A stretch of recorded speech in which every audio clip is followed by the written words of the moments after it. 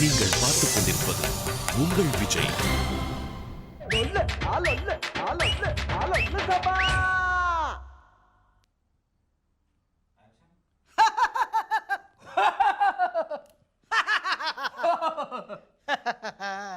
அப்புறம் அப்பா சௌக்கியமா? சவிக்கமா அவர் தான் மேலே போயிட்டாரு. அம்மா சௌக்கியமா? அம்மாவும் மேலே போயிட்டாங்க. அப்பா அம்மா 2 பேரும் போயிட்டாங்க. அப்புறம் அண்ணா அக்கா தங்கச்சி எல்லாம் சௌக்கியம் தானே? அம்மா அப்பா போன பிறகு அவங்களும் மேலே போயிட்டாங்க. என்ன நீ யாரை கேட்டாலும் போயிட்டாங்கன்னு போல் சொல்ற? பின்ன நீங்க எங்க ஃபேமிலி டாக்டர் ஆச்சே, பின்ன எதுக்கு நீ என்ன பார்க்க வந்த? அவங்கெல்லாம் போன பிறகு நான் இங்கிருந்து மணியை அடிக்கிறதே, அதை அவங்கள பார்த்துட்டு போலாம் வந்தேன். வெரி பண்ணி கரெக்ட். நான் கொடுக்குற மருந்து மாத்திரம் ஒழுங்கா சாப்பிடு. சாப்பிட்டீன்னா நீ நினைச்சபடி கரெக்டா நடக்கும். டாக்டர்,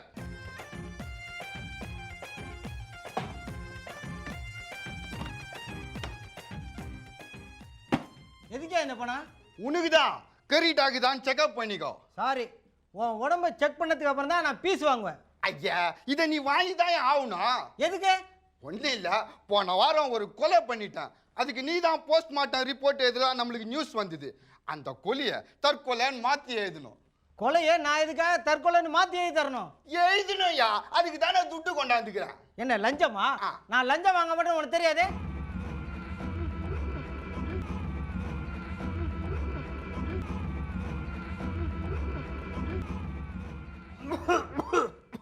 யோ, யாரே நீ?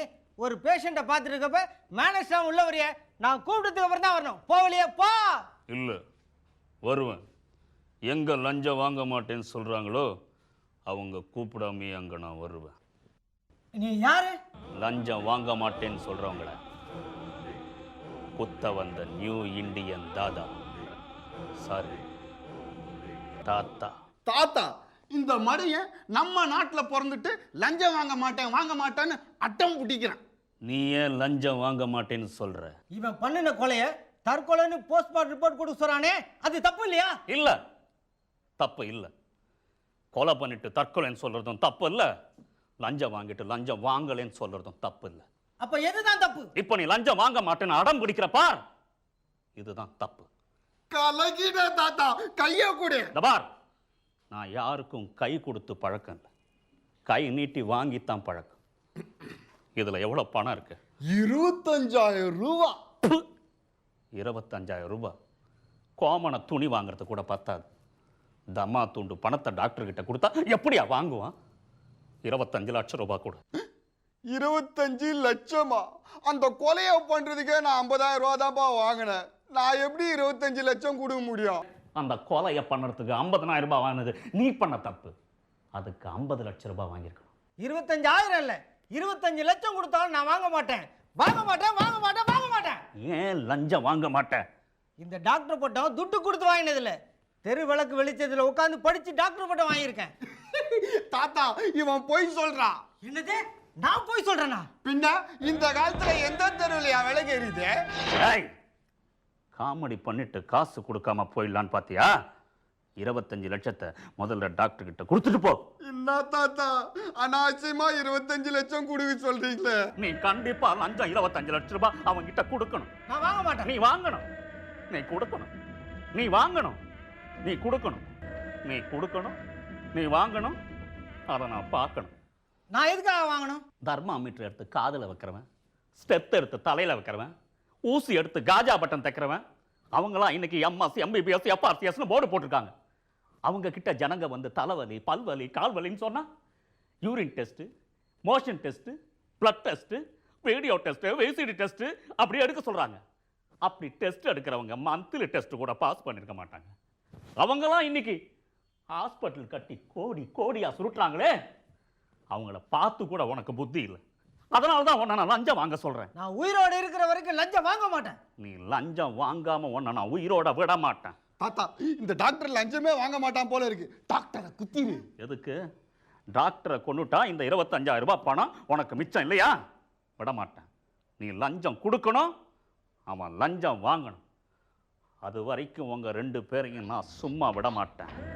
குத்துவேன் குத்துவேன் குத்துவேன். ஓடிட்டீங்களா?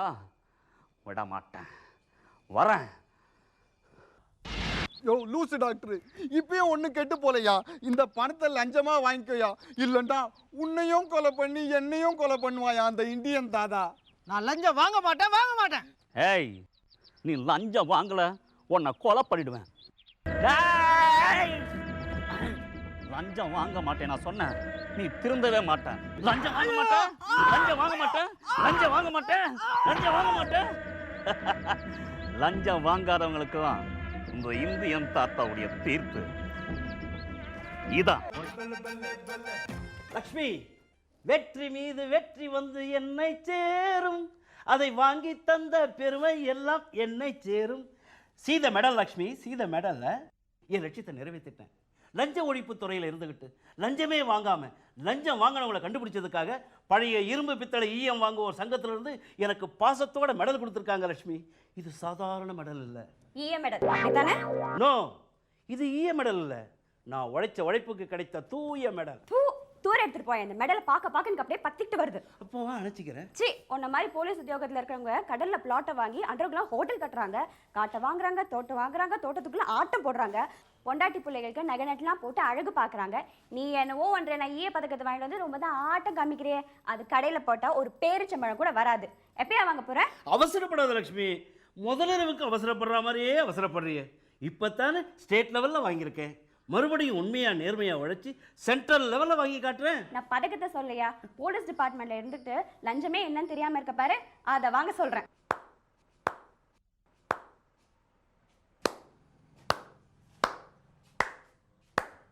நானும் அதையே தான் சொன்னேன். என்னன்னு? லஞ்சம் வாங்குங்கன்னு. அதை சொல்ல நீ யார்? மாமூல் வாழ்க்கைக்கு மாமூல் வாங்குற போலீஸ் டிபார்ட்மெண்ட்ல மாமூலே வாங்க மாட்டேன்னு மாமூல் வாழ்க்கை வாங்குற உங்ககிட்ட மாமூல் வாங்க சொன்னேன் இந்தியன் தாதா, சாரி தாத்தா. நல்லா சொல்லுங்க தாத்தா, அப்போது இந்த ஆளுக்கு வரைக்கட்டும். கான்ஸ்டபிளா இருந்தவங்க காலேஜ் கட்டிட்டாங்க, இன்ஸ்பெக்டரா இருந்தவங்க ஹாஸ்பிட்டல் கட்டிட்டாங்க, இந்த மனுஷன் என்னத்தை கட்டினாரு? பஜேரியா நான் உன்னை கட்டின, அது போதாதா? வாழ வந்த லட்சுமியை பஜாரின்னு சொன்ன நெஜார கைட்டிடுவேன். மரியாதையா லஞ்சம் வாங்கி போலீஸ் டிபார்ட்மெண்ட் மானத்தை காப்பாத்தியா? நோ, போலீஸ் டிபார்ட்மெண்ட்டுக்கு எடுத்துக்காட்டா இருக்கிறேன்னா நீ என்ன சொன்னாலும் லஞ்சம் வாங்க மாட்டேன். எனக்கு பின்னாடி வர்ற இளைய சமுதாயம் நான் வாங்கின ஈய மெடலை பார்த்துட்டு அட்லீஸ்ட் தகர மெடலாவது வாங்கட்டும். டேய், தர்தரம் பிடிச்சவன, நீ வாங்கினதே ஈய மெடல், உனக்கு அப்புறம் வரவன் தகர மெடல் தான் வாங்கணுமா? தங்க மெடல் வாங்க கூடாதா? தங்கத்துல தாலி கட்டி பார்த்திருக்கீங்களே தாத்தா, ஆனா வெறும் மஞ்சள் கையில தாலி கட்டி பார்த்திருக்கீங்களா? அப்படி இருந்தும் நான் இந்த ஆளோட வாழ வந்திருக்கேன்னா மாமூல் வாங்கி மாளிகை கட்டுவாருங்கிற நம்பிக்கையில தானே காக்கி சிட்டக்காரன் பொண்டாட்டி கால்வயிறு கஞ்சி கூட இல்லாம கஷ்டப்பட்டு இருக்கேன். நோ நோ நோ, இந்திய நாட்டு பெண்கள் அழுதா இந்த இந்தியன் தாத்தாக்கு தாங்காதுமா. டேய், லஞ்சம் வாங்கி தொலையண்டா. தாத்தா, நான் எப்படி லஞ்சம் வாங்குறது? டேய், மாதவனுக்கு பதிலாக மடையான்னு போட்டுக்கடா. மீன் குஞ்சுக்கு நீந்தவா கற்றுக் கொடுக்கணும், காக்கி சட்டிக்கு கை நீட்டி கரன்சி வாங்கவா கற்றுக் கொடுக்கணும். ஊராம் பொண்டாட்டி தாலி எடுத்து கள்ளச்சாராயம் காய்ச்சறான்பா, அவங்கிட்ட கை நீட்டு. தமிழ்நாடு, ஆந்திரா, கேரளா, கர்நாடகான்னு லாட்டரி டிக்கெட் மாதிரி டிக்கெட்டுங்களை வச்சு பிஸ்னஸ் பண்ணுறா பாரு மாமா பசங்க, அவங்கிட்ட கை நீட்டுறா. ஆர்சி புக்கு, லைசன்ஸ், இன்சூரன்ஸ் எல்லாம் கரெக்டாக இருந்தால் கூட டயரில் காற்று இல்லைன்னு சொல்லி அவங்கிட்ட கையை நீட்டு. ராத்திரியும் பகலும் கஷ்டப்பட்டு உழைச்சிட்டு லேட் நைட்டில் வரான்ப்பா, அவன் மேலே சந்தேக கேஸ் போட்டு அவங்கிட்ட கையை நீட்டு. ராத்திரி 10 மணி ஆனால் போதும், கவர்மெண்ட் ஜீப் எடுத்துக்கிட்டு கையேந்தி பவன் வாசல் நின்றுக்கிட்டு 10-20 அவங்கிட்ட கலெக்ஷனுக்கு கையை நீட்டியா? அது தப்பு இல்லையா? தப்பு இல்லை. 4 பேருக்கு நல்லது நடக்குதுன்னு தப்பு செய்யறதுல ஒன்றும் தப்பு இல்லை. யார் அந்த 4 பேர்? உன்னை நம்பி இருக்கிற ஈஸ்ட், வெஸ்ட், சவுத், நார்த் மேல் அதிகாரிகள். அந்த 4 அதிகாரிகளுக்காக நாணயமுள்ள நான் லஞ்சம் வாங்க மாட்டேன். லஞ்சம் வாங்கணும். வாங்க மாட்டேன். வாங்க மாட்டேன். வாங்க மாட்டேன். 1000 பேர் நிர்வாணமா அலையலாம், ஆனா ஒருத்த மட்டும் கோவணத்தோட அலையக்கூடாது.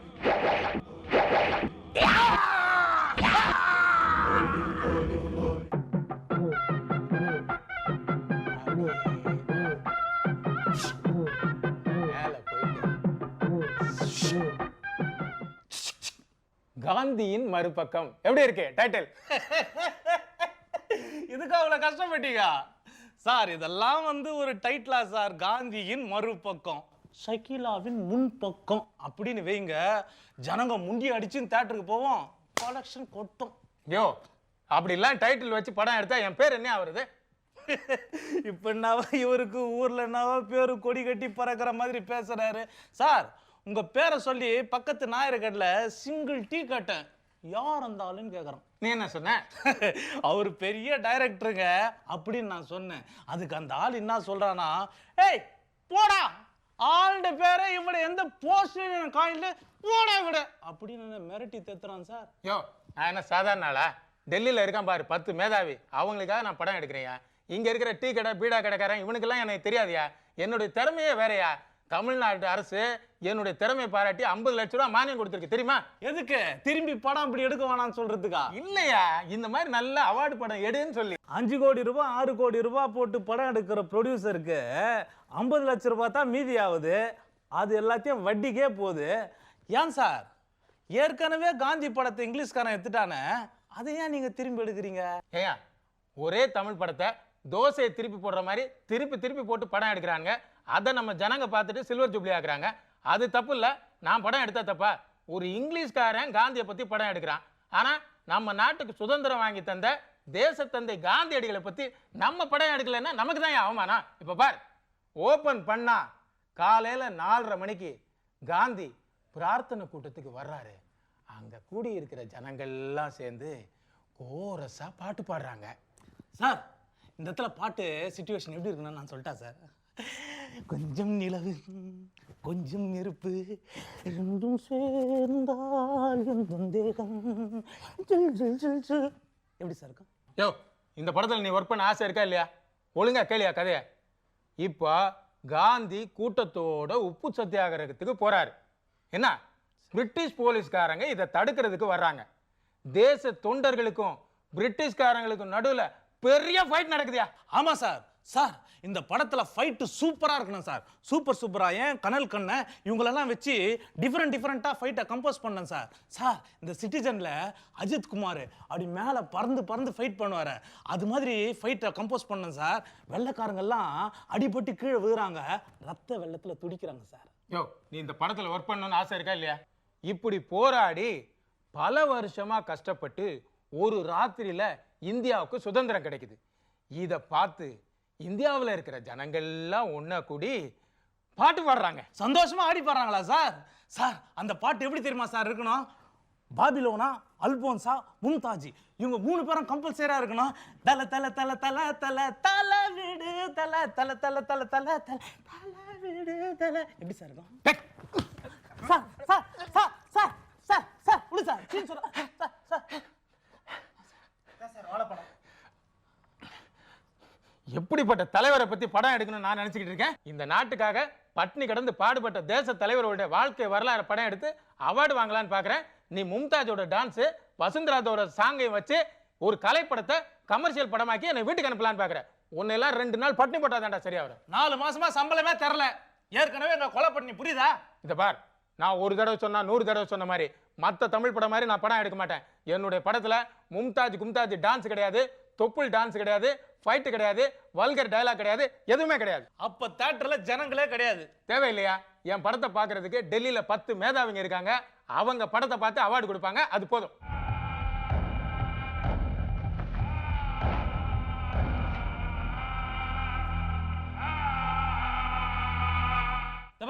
தாத்தா வந்து நிக்கிறாரு, உன்னை வச்சு படம் எடுப்பாரு அவரு. அப்படியா? இவரா? ப்ரொடியூசர் சார், வாங்க வாங்க. உங்க பணம் என்னும் கடலில் மூழ்கி முத்தெடுக்க ஆசைப்படும் என்னை ஏமாத்தி விடாதீர்கள். வாங்க வாங்க ப்ரொடியூசர். அப்பனுக்கும் பிள்ளைக்கும் வித்தியாசம் தெரியாத நீ அவார்ட் படம் எடுக்கிறியா? அப்ப நீங்க ப்ரொடியூசர் இல்லையா? நான் ப்ரொடியூசர் இல்லடா, புல்டவுசர். சினிமா உலகத்துல ஒன்ன போல கலைகள் நிறைய இருக்கு, அதெல்லாம் பறிக்கிறதுக்கு வந்திருக்கேன். டேய், ப்ரொடியூசர்ஸ் உங்ககிட்ட 1 கோடி ரூபாய் பணம் கொடுத்து படம் எடுக்க சொல்றாங்க. ஆனா நீ அவார்டு படம் எடுக்கிறேன்னு சொல்லி கடைசியில் அந்த ப்ரொடியூசருக்கு கோடி துணி போத்துறேன்.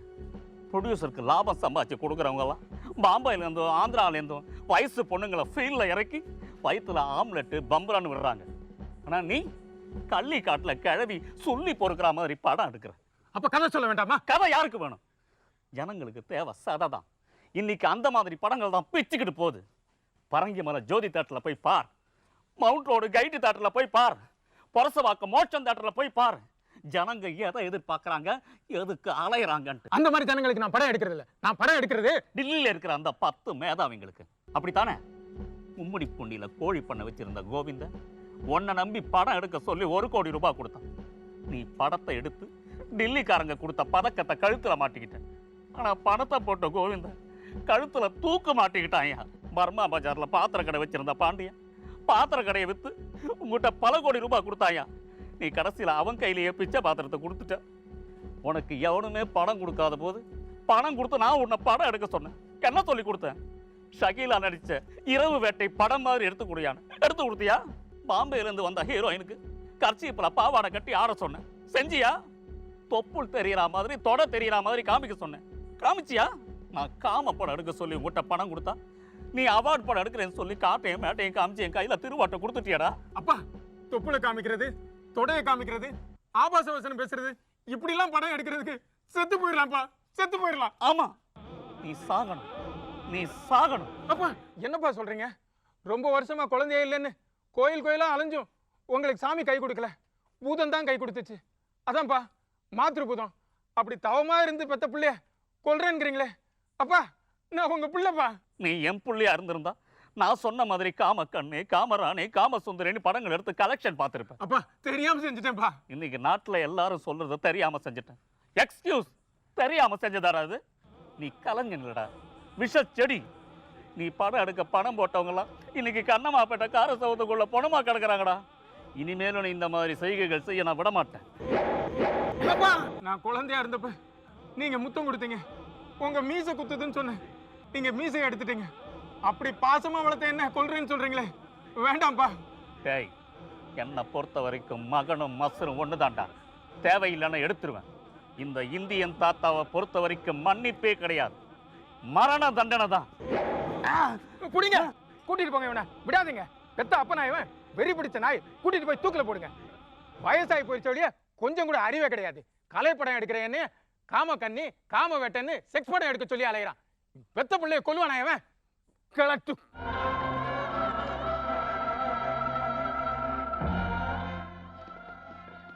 இவர் யார் தெரியுமா? எங்க அப்பா சுதந்திர போராட்ட தியாகி.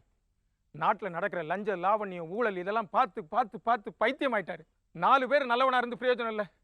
இந்த நாட்டில் இருக்கிறவங்களாம் லஞ்சம் வாங்கி இந்த நாடே அழியணும், புது யுகம் பிறக்கணும்னு நம்புறாரு. அதனால தான் இப்படி